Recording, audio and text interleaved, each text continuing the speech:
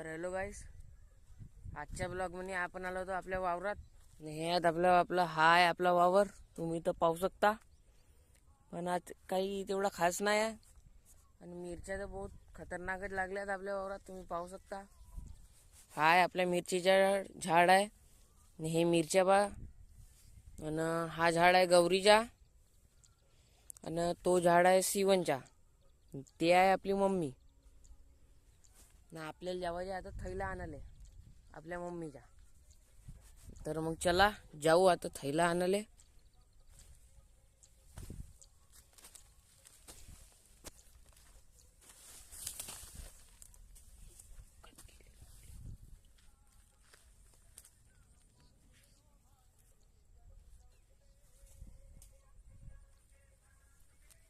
तर पडलो होतो मी, वाचलो. तर भाई लोक,